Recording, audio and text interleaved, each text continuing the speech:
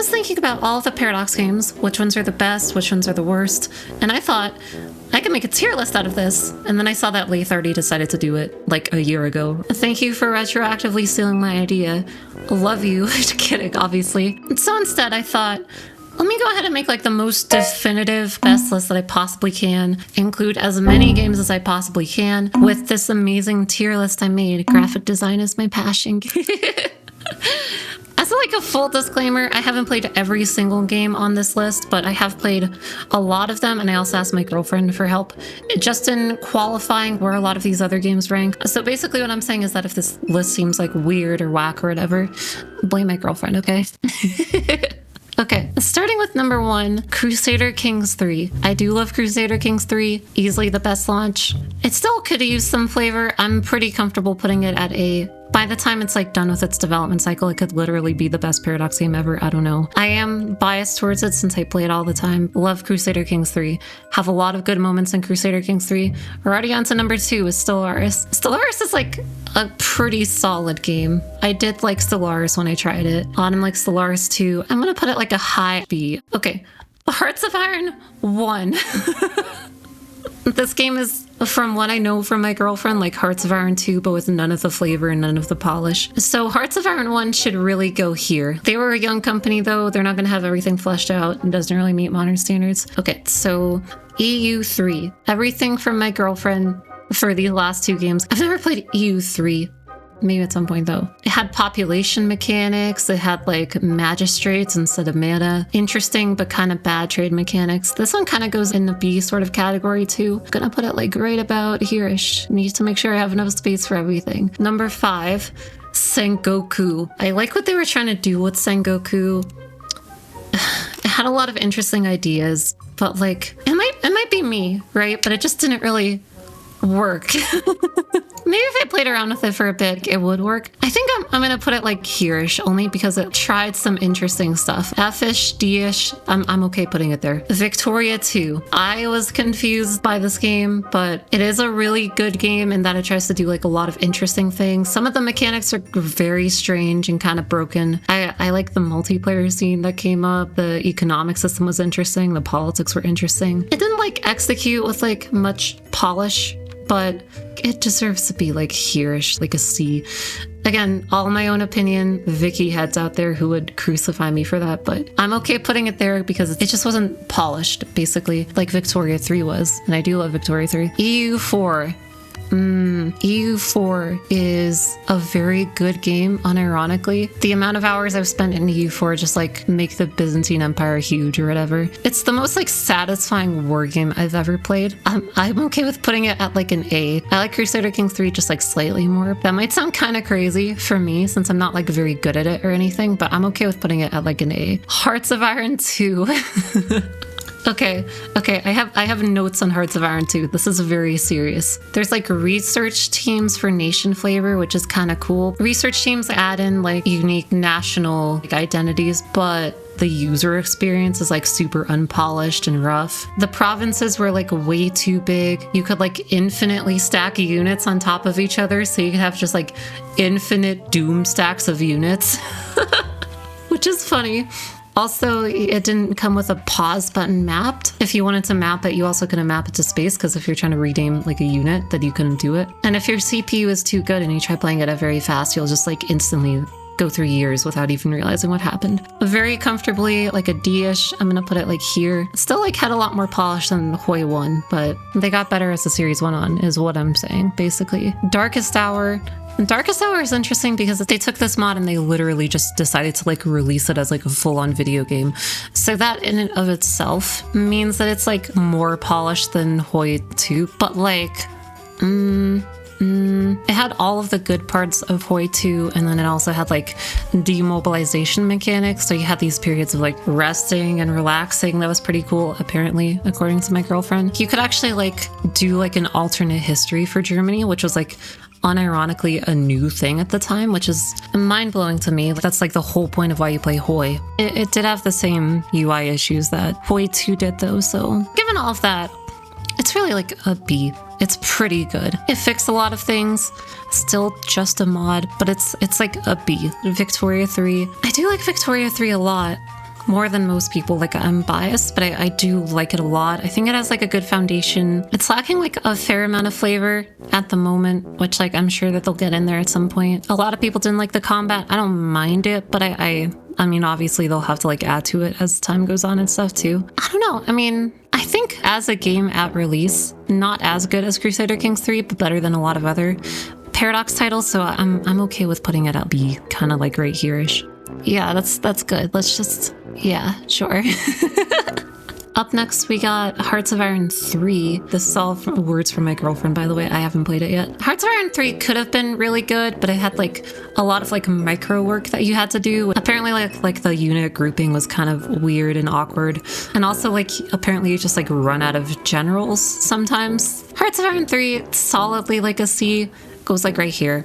That's good. I'm okay with saying that. Crusader Kings 1. Okay.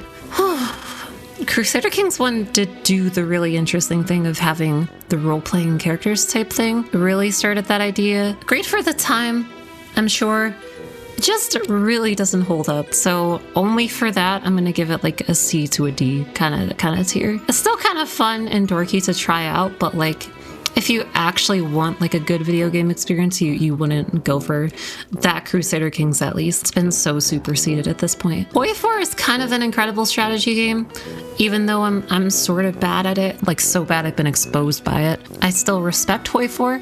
It's like, I'm not good at it, but I do respect the people who play it. The level of detail in the military maneuvering and the things that you can do in Hoi 4 are genuinely pretty fun. Once I kind of got the hang of it more, even though I'm still not very good at it, I did like really enjoy my time with it. And you know, my girlfriend likes it a lot too. The engine, it still runs kind of slow is the thing. Maybe I'll put it like here only for the engine-ish. Hoi 4, impressive game. It deserves to be like at least an A-, basically. March of the Eagles.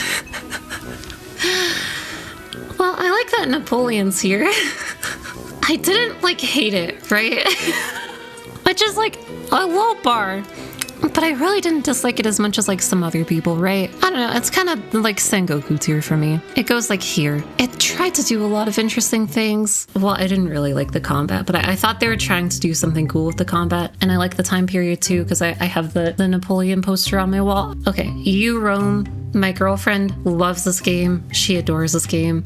I never tried it before, but like I thought she had it higher, but she put it at D, almost C. My girlfriend loved this game, and it goes right here.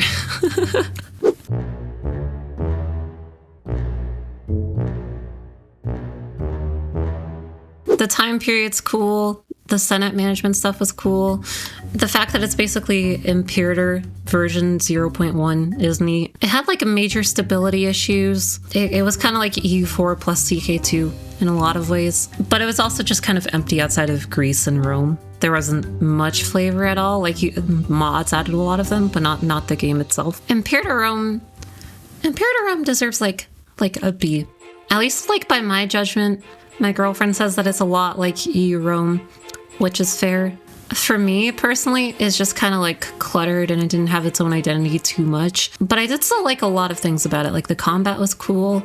I like the map. Some of the mechanics, like especially with the last Marius update around trade and stuff, were pretty neat and actually pretty well thought out. I personally liked it. I didn't love it. I thought it was like kind of overwhelming for me too as someone with ADHD. It's just like the UI was like, you're trying to do like a lot at once, but still it deserves to be like here-ish. Honestly, almost like an A, but I'll put it like right here. Kind of sucks that they stopped developing it though. They're a business and they have to make business decisions, but still. Okay, now this is the last actual Paradox game, Crusader Kings 2. Now, I mean, I've only played this game for a few thousand hours, so it's not like I have much of a valid opinion about it. Okay, for real though, like Crusader Kings 2, there's just something about it. Like, it's still kind of like mystical to play even to this day, which is like weird to say, but the mechanics, I like the military mechanics, even though they're like super complicated to figure out at first. A lot of the UI isn't like as good as what Crusader Kings 3 does, and obviously like the artwork.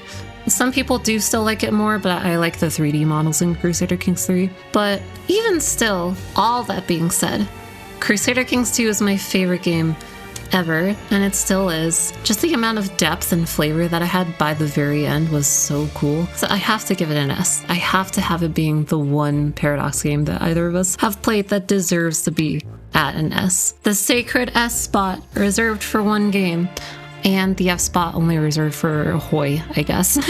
Just kind of sad. I don't know. I feel kind of bad for Hoy 1. Could have thought about that more, but I'm okay leaving it there. March of the Eagles and Sengoku. Like, this is like F plus for them, okay? Just to be clear. This is kind of it for the Paradox games that me and my girlfriend have played together. There you go. That's kind of my definitive Paradox in-house games list where I would place them. You can go ahead and screenshot this and post this on the Reddit or whatever. I'm standing by this. I think this is good. I feel like this is like almost consensus somehow, you know? The second part is just as like a bonus, basically. I also do have Paradox published games that me and my girlfriend have played. It's not like all of them or not even like most of them, but it is like more than you'd expect, starting with City Skylines. City Skylines is a good game. It deserves to be like here. The best city builder, bar none. BTFO'd SimCity when it was at its lowest moment. We love City Skylines, and it keeps on getting better. A second game, Magica. I played this when I was very young, so I don't remember a ton about it, but if I remember correctly, it was like just like a cute little like arcadey game that was kind of fun to play. I think I beat it with like a friend of mine or something. Kind of a cute little game. I don't know. I did enjoy it a lot. Warband. Warband deserves to be S tier. I didn't even know that Paradox published this game until like yesterday. The fact that it's on this list is so cool. I love the combat. I love the like forming your own kingdom part. I even like reading their like little stories and shit. It's actually like pretty well written for what it is. Gal Civ 2, according to my girlfriend, an A tier game. Never tried it myself, but I'm assuming it's like the goated base buildy game. Goes up here, I suppose. Tyranny. Tyranny is like a pretty good game from what I've been told. I never played it myself. This is from my girlfriend again. She's putting it like here-ish. Surviving the Aftermath and Surviving Mars are like, at least for my girlfriend, kind of mid. C. Empire Sin. The idea of making an XCOM style a 1920s gangster like management strategy game. It's kind of cool, but it didn't really work for me. So unfortunately it's going down here. Not that it's like a bad game, it's just like the idea doesn't really work for me personally. All right, number 9, Prison Architect. I do like Prison Architect a lot. Like honestly, the amount of time I wasted just like trying to build like max security prisons really does like deserve it to be like right up here-ish. Not quite S tier, like an A plus, like a high A. Steel Division. According to my girlfriend, I don't know why, this game deserves a D. Maybe it didn't really have its own identity. Maybe it wasn't really polished. Steel Division, D. Age of Wonders 3 is a good game. Deserves like a B, right about here-ish. I don't know anything about it myself. The logo looks cool at least. Now that I actually have it like all laid out here, it doesn't even look like that much, which is kind of funny, but that is the definitive Paradox games tier list. More of them are good than the ones that are bad, which is a good thing. Paradox makes good games, and like they're responsible for like a surprisingly large amount of my childhood. I can't believe Warband is actually up here too. I played that game so much. I will leave it at that. Not much more to be said other than, just to be clear, this is only my opinion. You might think that Hearts of Iron 1 is like an S tier game, and that's perfectly fine, and you're valid. Your opinion would be incorrect, but that's valid. Thank you to all the channel members too who support these videos. Let me know if I should make more tier list videos or if you disagree or anything like that. Okay, thank you. Bye. Love y'all. Don't mind me. I'm just gonna take a quick chicky nugget break.